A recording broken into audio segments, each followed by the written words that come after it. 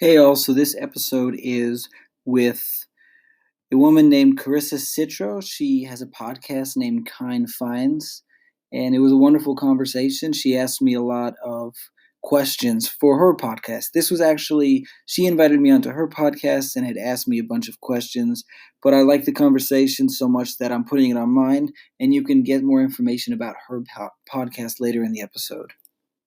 So, how about you first tell listeners what mindfulness-based stress reduction is? Mindfulness-based stress reduction is a specific type of mindfulness practice. It is, I guess you can say, a brand of mindfulness. Maybe that's not the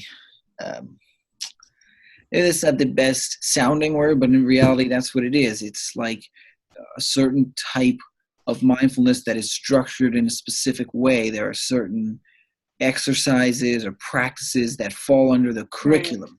Right.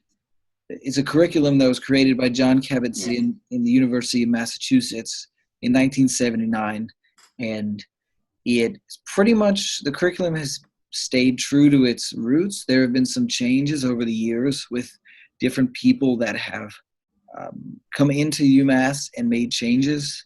So there have been some additions and some alterations, but for the most part, the bones of the curriculum, it being an 8-week course that people take, has been the same since 1979.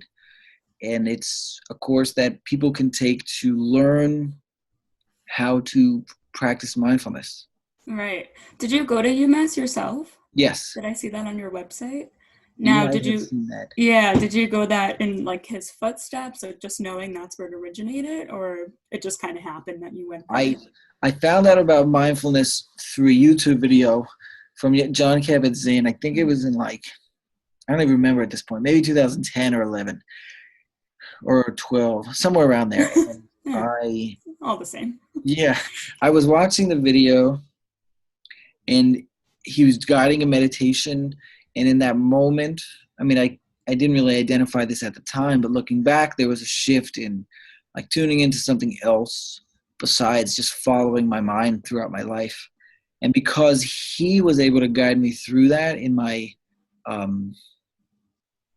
in that video, to guide me to access this other, I guess you can say, part of my experience. Right. I was very interested in learning who he was specifically, what he was teaching specifically. So that's how I did some research and found out that he started through UMass, and if I wanted to learn his specific type of training, that's where I'd have to go. So I learned about mindfulness-based stress reduction through grad school. I actually took a couple courses, so I learned a lot about John Kabat-Zinn. And we actually did a research project with mindfulness-based stress reduction. So we read the book Full Catastrophe Living, parts of it. I don't know if you're familiar with it. I'm sure you are. But yeah, it's just really interesting. I know when I first learned about it, I was kind of reluctant. And even teaching people about it. And did you find there's a lot of pushback when you try to talk about, just awareness and meditation and how it's good for you and it's not? I feel like people think it's a bad thing sometimes. I would say that, so I teach the classes now, the 8-week classes, and I put advertisements on my website to show the community that I'm teaching the class. So really, what I've found is that the people that are reaching out to me are the ones who know about the class and know what MBSR is, and they have a certain level of interest. To be looking on the internet specifically for mindfulness-based stress reduction, they have to first know that exists and what it is. And usually people that have that level of understanding of what it is and that there is a specific course are kind of open to the idea of it being helpful for them. Right. Yeah. Do you have things you specialize in? Your business is really open to anyone though, right? But is there specific groups that come in, or? So I don't, right now I'm just teaching adults. Okay. I don't have a program set up for children at this point, but people have come to my class with all different presenting problems. I guess, problems is I don't love that word, but things that are, they want to deal with whatever stress is presenting. So not a specific niche, just right now, adults. Awesome. So what made you want to start your own business? My own business. I,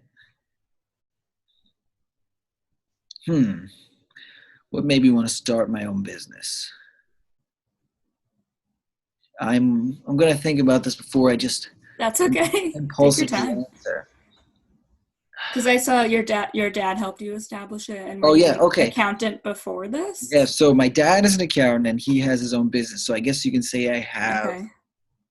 I come from a family of entrepreneurs in that that's sort of in my blood that I would want to do that kind of thing. But I've always I've always been interested in in entrepreneurship. I didn't realize it at the time, but I'm thinking back to like a video game that I used to play. It was about like creating a character and fighting other people, but there was also a commerce, like an auction house in the game. And when I was playing the game, I was always much more interested in the commerce side of it, like the economics of the video game, Right. not so much like fighting the bad guys, but the economic um, the entrepreneurial side of the game. So going back to when I was like a teenager, Yeah, that was that's always interesting because me. most kids just want to fight the guys, fight the Yeah. bad guys. So I have a friend who I have one friend who always he looks at me like the things I'm doing with my businesses, or even I used to play this video game with that friend, and he was like, James, you're always trying to get an edge. I'm always trying to. I think it also comes from my desire to be creative and express myself in a lot of different ways. And one of those is like the creativity that comes with entrepreneurship. Yeah, this is like the perfect avenue. I mean, it's your own business. You can do whatever you please, and you're helping people along the way. Yeah. So, do you work with your wife? Is she in My the wife office with you? she helps me administratively. Like when I run the That's classes, awesome. she'll help me set up the classes or organize the guest list, the participant list. She'll help me in that capacity, like printing materials for the classes, setting up and putting the labels for my business on the folders that we're giving to the people. Um, so like administratively in that way she'll help. Plus she will a lot of times she'll just come to the classes I teach to be support. That's awesome. It's Yeah. always good to have that extra support there. Yeah. Um, could you walk us through like if we came to a class, like what would we experience? I'm sure they're all like a little bit different, but just the general outline of it. The general outline, it is okay. So this depends. Are you talking about as a mindfulness-based stress reduction class or Yeah, just like yeah, okay? like the 8-week course we'll All start right. with. The 8-week course is there's a specific curriculum and it's 31 hours, I think, or 30 hours. So to kind of like uh, pack that into a couple sentences would be difficult, but I will do my best. There is different exercises from, eating a raisin Yeah. over a 30-40 minute period of time and tuning into tasting, smelling, touching, sensing the raisin. And that's just the first class. So Yeah, I people, remember doing that exercise, but I did it with a Hershey Kiss because I don't like oh, raisins. But it really, it kind of sets the tone for like, oh, we are so distracted all the time, and like have like when we're eating, like there's not a lot of awareness there. So it's definitely something to think about. But okay, yeah, continue. I oh, interrupted so you. no, that's okay. So I would say, if you were in my class, maybe I'll do this. If you were in my class and you talked about you do it with the raisin and you because you don't like raisins, Hmm. I might invite you to explore the thoughts or the emotions that are coming up while you're experiencing the taste or the consumption of a raisin. Um, and it could be just with anything as simple as like moving. You could be just doing simple yoga exercises, or something as simple as breathing, or something as simple as just sitting there. These are all things we explore in the class, and really what the class is meant to do is help us. Well, I can see this now from this vantage point. Maybe when I started, I didn't see it this way, but really what it's helping us do is tune into our life with whatever we're doing. So if we're breathing, then breathing. If we're eating, then eating. If we're moving with yoga, then just moving, but being with whatever is happening in our lives. And I think if you look at that quickly, it could sound boring, or like, of course, oh yeah, when you're breathing, breathe. Okay. What is that like? Right, but we really don't pay attention to what we're actually doing. Right. What makes you, I don't know if you're interviewing me, if I'm allowed to be You asking can ask me questions. questions, that's Okay. allowed. What makes you, like you said, you learned about it in grad school, and I know that you have the podcast set up because you want to learn more information about it. Like, what is your connection with it? So, I didn't know anything about it before grad school, but we had a student a little bit older than us who was really into mindfulness-based stress reduction. She took a lot of the electives, and we were taught by Catherine Cook-Catone. I don't know if you've seen any of her work, but she's a really good professor. And I had a really hard time in grad school, just like a lot of the anxiety that comes with it and everything. And I just, like everything she taught us, like it really clicked. And for the research project, we were working specifically with patients with tinnitus, so ringing in your ears. And it was just really interesting to like go through the 8-week course and see, the point is for them to be aware of their tinnitus and find a way to accept it instead of, move away from it. So it was really interesting. We had them come back for a year follow-up, and to see some of them like still practicing it, their mindfulness was pretty awesome. And then for me, I mean, to be honest, my practice isn't very good right now.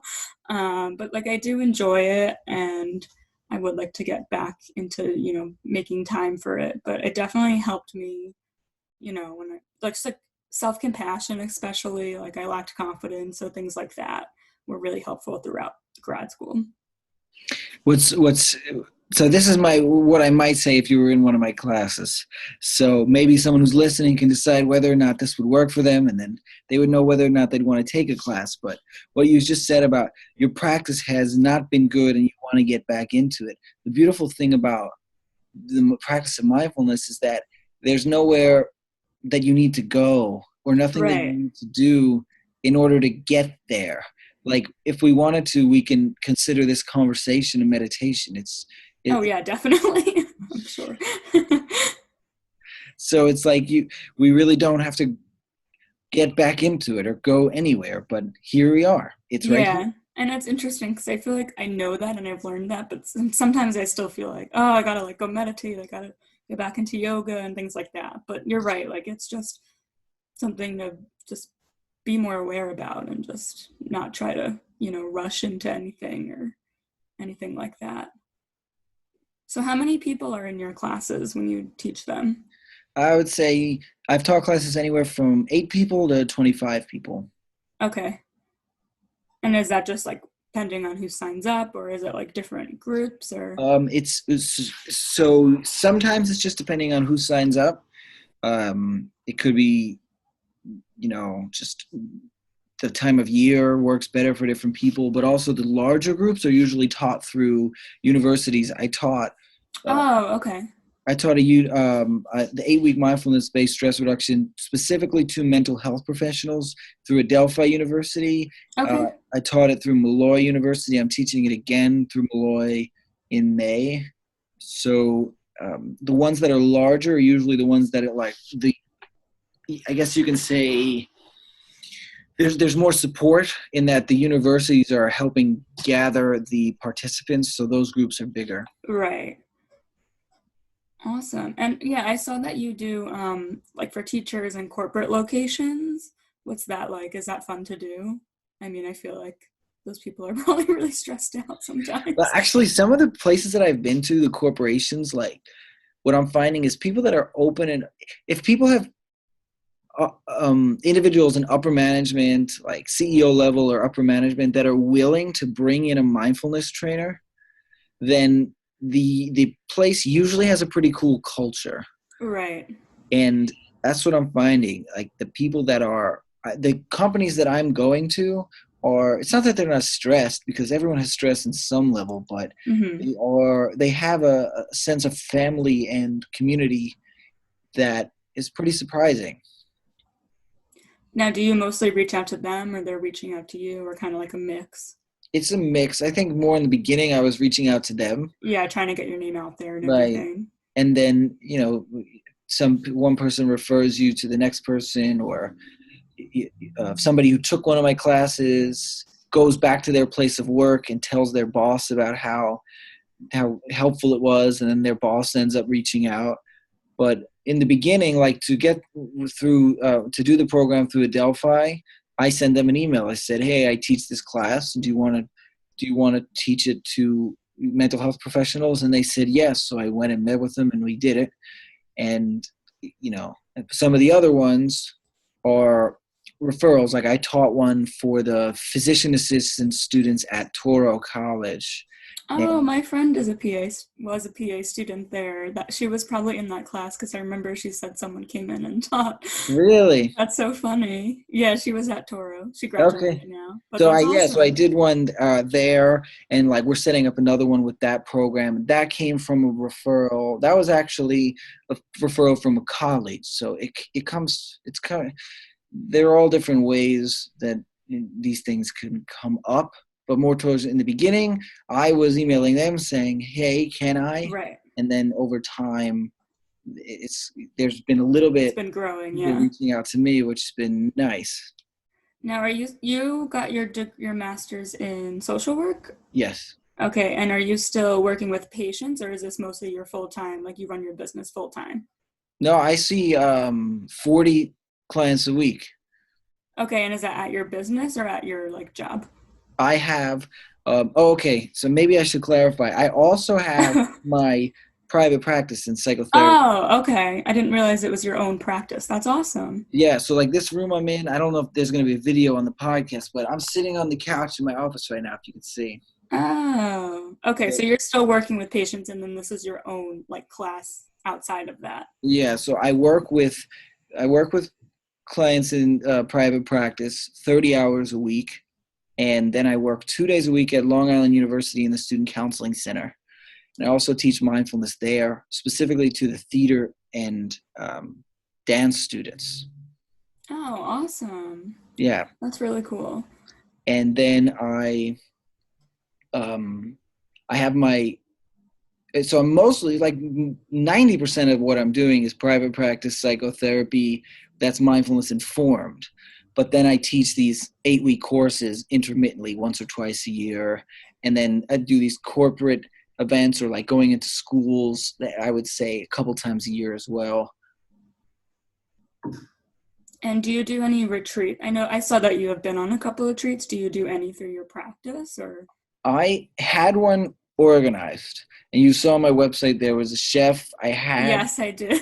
I had somebody set up to cook all the meals. I had the place picked out, and we had signed the initial contract, and we picked a date, and we had people signed up. But then the chef got into a car accident, Oh, and that's terrible. yeah, so he had to have surgery on his hip, and he couldn't make it. So I couldn't do the retreat without people being able. There was no food at this center. Like they didn't Okay. take care of meals at all. You had to bring in your own. Hmm. And I could have went out and had somebody else cook, but I had already agreed that was going to do it with this person. So once that happened, we had to cancel it.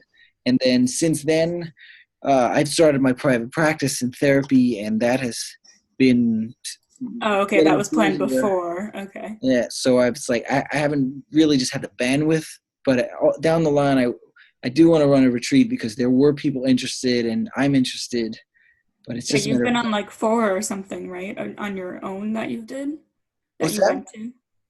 How many retreats have you gone to yourself? I've been on 4 retreats. Two of those were through UMass. They were like retreats slash seminars where part of it was silent and part of it was educational didactic learning through UMass. Two of my retreats were uh, 10 days silent retreats. Well, one of them was 7 days, the other was 10 days. Silent retreats that wasn't like with through UMass. It was just you go there and you kind of learn by sitting. Yeah, I've always wanted to do one of those, but obviously it's a little bit scary. But did you find it was, I mean, you went a second time, right? So, like, what did you gain from all of that? What did I gain from that? I It's like learned in an intense short. question, I feel. I would say in short, I learned that you can learn a lot without saying or doing anything or speaking to anyone. There's a lot to be learned by sitting in silence for 10, 12 hours a day for 10 days straight. And all of that wisdom, all of that insight comes from within. It comes from processing what's already in you. So ultimately I learned from these retreats that we are our best teacher. If we can learn to listen to what our body is trying to communicate to us, then there's a lot to learn I in like that. silence. I like that quote. So, do you find when you do these like courses and everything, do you find that the members of the group like become friends and things like that? I know when we did our research project, they came back for the year later, like it just, I mean, ours was specifically geared to patients with tinnitus, so it made sense that they, were looking for other people. But it was nice to see them a year later. I don't know if they necessarily hung out, but they're like, hey, how are you? Like catching up, like maybe they stayed in touch. Do you find that like at your business? Absolutely. It's like it's beyond a friendship. It's such a pure, strong sense of community that comes from this group that um, these people really become connected very strong in a very strong way. And I find that people are staying in touch outside of the class Right. because the connection that they're building in this class is very strong. And I stay in touch with some people that have taken my classes over the years because the bond that you make in that class is it's very intimate. Like you put your phone away and you're in a room together with people for 2.5 hours a week for 8 weeks. And you're just bound to, and a lot of what you're doing in the class is breaking off and telling people about your experience. So naturally you're going to bond. Yeah, it's like very different than anything else you do in life in general, aside from, Yeah. outside of work and the chaos and everything. So what time do you host your sessions usually? Uh, Is it just like different schedules or? so I was running them mostly on Sundays, the private ones. The one that I did at my meditation center, those were usually on Sundays in the morning. What I've realized over time is that I don't want to. I want Sunday to be my time with my family, so I no longer do that, and I'm actually not currently running an 8-week mindfulness-based stress reduction privately. I'm doing the one through Malloy in May, but I am starting to run what I'm calling mindfulness skills groups, Mm-hmm. which is going to be 8 to 10 weeks with 8 to 10 people in Massapequa at my psychotherapy office. We have a conference room that could fit like 8 to 10 people comfortably, and it's going to be an hour and a half a week. Because what I've found is that a lot of people, they want to learn about mindfulness, but the 2.5 hours a week for 8 weeks is a big commitment for them. Yeah, that is a really big commitment. So I'm trying to create like a stepping stone class, and I'm calling it Mindfulness Skills. And Yeah, I that think I'm that's a gonna good idea. thank you. Yeah, because I know, I mean, even for me, like 2 hours, then I have to drive and then drive back, but an hour and a half just seems less like daunting. Yeah. So I'm gonna run those classes with 8 to 10 people. Right now, I have 6 people on the waiting list. So as soon as 2 more people reach out, we're gonna be running it. It's Wednesday nights from 7 to 8:30 in Massapequa. Awesome. So, what advice would you give people who want to learn more about mindfulness and cultivate like their own practice, but are having kind of trouble starting? Besides, coming to you. What advice? I would say have patience with yourself. If you find that you are getting impatient with the practice, be patient like you would if it was your own child or your own pet, or even if you don't have a child or a pet, if you like to take care of plants or anything in your life that you care about deeply. Care about yourself in the same way enough to take care of yourself. And mindfulness at its core is really the practice in self-care. So if we can learn to genuinely care about ourselves, then it will be something that not only do we not dread, or it becomes less of something that we're doing because I should be doing it, and more about something that I'm doing because it's rejuvenating, like sitting on the beach, something that gives you energy because it's just you're taking care of yourself. Yeah, that's a really good point. Like I said, for me, the biggest thing was like the self compassion that I learned with it because I used to be so hard on myself for no reason without even realizing how like negatively I would talk to myself, like my inner voice in my head.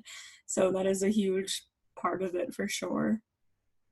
I think you make a Um, good point when you say like you didn't even realize. I think that's what's important about the mindfulness is we're living our lives for a lot of years, and for a lot of years we don't even realize what's happening in our mind. Like for years I dealt with general anxiety and social anxiety, and the thoughts that I was telling myself about myself were, if I were to look back at them now, it's like, where did I ever get that idea from? yes, I can totally relate. And then I would, vent to my boyfriend or my mom, and they're like, "What are you talking about?" And just yeah, it's really interesting that but like we can find compassion for the most part for other people, but ourselves, it's like for some reason it's different. One of my episodes, the phrase, treat others the way you want to be treated? Hmm. I named one of my episodes, treat yourself the way you want to treat others. Because That makes a lot of sense. based on what you just said, what I find a lot of people that come and talk to me, or even myself, is I find it easier to be compassionate with other people than I do myself. Yeah, we're just like, I don't know, prone to just telling ourselves we're doing a bad job or we're not good enough, or and it's obviously worse with social media and comparing and everything like that. That's a whole other element, but I like that quote a lot. That's I a was good way to reading put it. something the other day in this vein about like the redwood trees in California and how they the reason they're so tall is because they're competing with each other for sunlight. And if they would, as a unit, decide to just stop growing at a certain height, they would all stay that height and they would all Get the same amount of get the same sunlight. amount of Oh, that's sun, amazing. and they would be able to spread more seeds out instead of up. So I think like of humans in the same way. I mean, this Hmm. isn't my original thought. This was something I read. I just can't remember the book. But I'll I see if I can find it. I'll put it in like okay. the notes or whatever. But humans in the same way. Like there's maybe it's a competition. Maybe we're not speaking specifically about competition right now, but social media, when you log on and you see people on their yacht in Miami, it would like with their friends and they're throwing Hmm. money around or whatever. Like there's that same competitive, that biological competitive drive to be reaching out to the sun so that you can grow. And I think that Yeah. puts a lot of pressure on us to be continually um, comparing and trying to grow, because there's that biological drive to survive and to succeed in competition to the other human. Yeah. It's like basic survival of like the fittest. Since it's insane, but mindfulness has definitely helped me like undo a lot of those thoughts, I would say. So do you have any like stories of anyone specific who walked in your door maybe one way and walked out like another person that you noticed, or just anything like inspiring that you can think of? Someone who walked in, I mean, when I think of psychotherapy, my clients in psychotherapy, and my work is very much, I'm going to move to the floor here. Hold Yeah, on. no problem. You're comfortable. Okay. Can you see me? Yes. When I think about like moving in, coming in the door and coming out another way, I see that my clients in psychotherapy, that it's mindfulness informed, and also in the 8-week courses, I would say, generally speaking, my work is heavily driven by self-compassion. So either whether it's in my work as a psychotherapist or a mindfulness teacher, the people that are quote unquote getting it, and I'll just say that. It's not my favorite choice of words, but getting it, they are moving in a direction of being kinder to themselves. Right, and you can kind of just like see it even when you're talking to someone. Like even my boyfriend was like, I can tell like, you're not as hard on yourself, just the way you talk about things, or like to me about you. So you can definitely like tell the difference with people. I'm sure you experience that a lot. Yeah, I could see people's language towards themselves becoming kinder.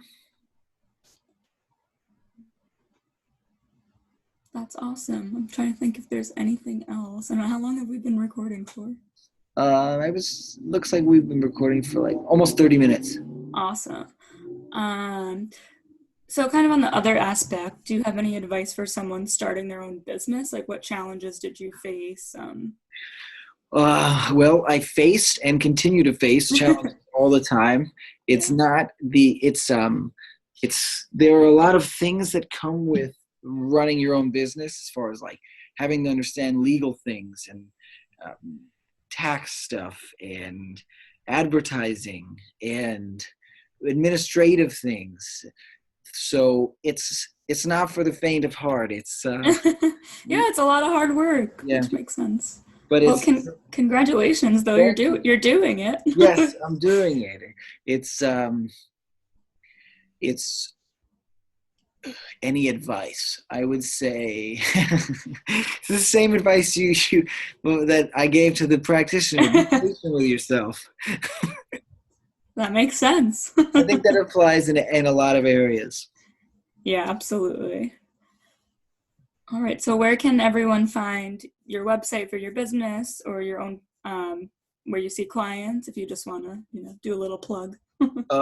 So my psychotherapy website is just my name, jamesdeconti.com. That's DACONTI. My website for the mindfulness is themindfulplace.net. You can get a link to my podcast on either one of those. And what else? That's it. I guess that's it. My psychotherapy practice is in Massapequa. And if somebody is listening and they're interested in that, right now my schedule is full, but I have a staff therapist under me. So if you're listening to this and you are connecting with the conversation we're having and you want to talk to someone that is a therapist, a licensed therapist, then you can go to my website, jamesdeconti.com. And if you want to learn about the mindfulness skills class that I referenced, you can go to my website as well, jamesdeconti.com. And I think that's it. Awesome. I just remembered something that I wanted to ask you that I saw on your website. 10% of the proceeds go to charity. Is that correct? Yeah, so that's 10%. Explain that a little bit. 10% of mindfulness, people that are coming to me for mindfulness training, the 10% of that goes to charity, and it's a list that I put on my website. I think there are like 5 at this point, and it's people I've worked with. One of them is an organization called Cope, and they work with um, bereaved parents, parents who've lost their children. And when I first started teaching mindfulness, they're one of the first organizations that gave me a shot of coming to work with them. And I didn't forget that. So now that I'm doing a little better in terms of my practice, they are on the list of people can choose to donate to them. The same thing with, there are some other organizations that I've met along the way. There was a man that I met, his name is Tommy. He started an organization called LEAP. I forget exactly the acronym, but it's for law enforcement. Oh, law enforcement, New York law enforcement something. And I met him at an event I did for the police department, the Nassau Police Department at some point, maybe a couple of years ago. And we were eating after the event. They had like catered food and we're sitting down. He was just a nice guy and he listened to my story and I connected with him. So for that reason, I got his card and I added his list to the organization. There's also, trying to think of some of the other ones. I know I'm forgetting some. One of my coworkers that I used to work with, he ended up becoming a good friend of mine, and he and his wife both have colitis.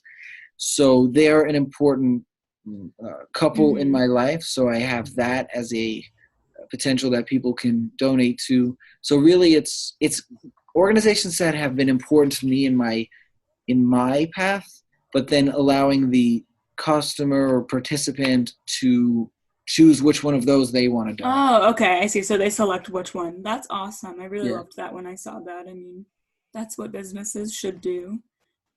That's what and then the whole thing of mindfulness, like part of it, when I was learning about it, was being of service too. And we did like a whole service project and everything in one of my classes, and I really enjoyed it. So I think that's really awesome that you do that. Thank you. Yeah, it's been, that's been one of the most fulfilling parts of it. And you asked before about referrals. Like that's one of the ways that I continue getting referrals, because when you take care of people, they'll take care of you. Absolutely. I totally agree. All right. Well, thank you so much. Like I Sure. said, you're my first guest. Oh, can I ask you a question for my Oh, guest? 'Cause I'm gonna put absolutely. this on my podcast. Sure. How can they access your work? So it's kind of in the works now. I'm going to have a website called kindfindspod.com. So I'm going to put the episodes up on there once I get a couple more recorded, and then I'll submit it to Apple and Spotify probably. So it'll just be that website, and then Instagram, kindfindspod, and then also Twitter, same thing. Okay. So in the meantime, before the website's up, if anybody listening to this episode wants to connect with you professionally or connect with you in regards to your podcast, how can they do that? Do you want to leave another way for them to? They can, maybe they're interested about being a guest, or they want to refer someone they think is doing, kind things in the community. They can email me at kindfindspod@gmail.com. Okay. And one other request I have for you, if you're open to it, when I do a conversation with I know that I'm a guest on your podcast, but I'm also considering It's okay. being a guest on mine. I like to name the episode together. So like when I post it on the podcast, I would say name with Carissa. Right. How do I pronounce your last name? Citro, Citro. Okay. Well, obviously you're looking at the spelling, but that's how you say it. Yeah, we can name it together. I haven't really figured out how I'm going to name mine yet. What did you take from this? I learned about a lot of mindfulness things that, I learned about it in the past, but it's really interesting to be with someone who's doing it every day and teaching it, and like you having your own business that gives back. Like that's the whole point of this podcast, is showing the people on Long Island. I mean, not the next guests like aren't mindfulness people or anything, or therapists, but just the people who are here doing all these good things and go unnoticed, Oh, That's nice. All right, so then maybe you said you learned about mindfulness. It could be something as simple as like learning about mindfulness with Carissa Citro.